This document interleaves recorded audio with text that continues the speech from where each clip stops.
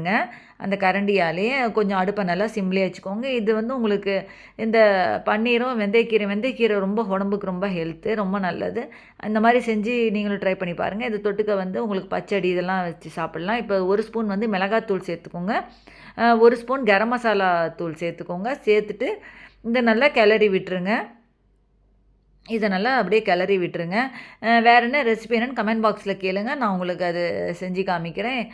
இது ரொம்ப ஈஸியாக நமக்கு சிம்பிளாக இப்படி செஞ்சிடலாம். நம்ம பார்த்தீங்கன்னா, இப்போ இதை மூடி போட்டுட்டு இதை வெயிட் போட்டு இப்போ இதில் உப்பு சேர்த்துக்கோங்க. இதுக்கு தேவையான அளவு உப்பு சேர்த்துட்டு மூடி போட்டு வெயிட் போட்டு ஒரு 4லேருந்து 5 விசில் இறக்கினீங்கன்னா உங்களுக்கு ஒரு அருமையான ஒரு வெந்தயக்கீரை பன்னீர் சாதம் உங்களுக்கு ஈஸியாக ரெடி ஆகிடும் உங்களுக்கு.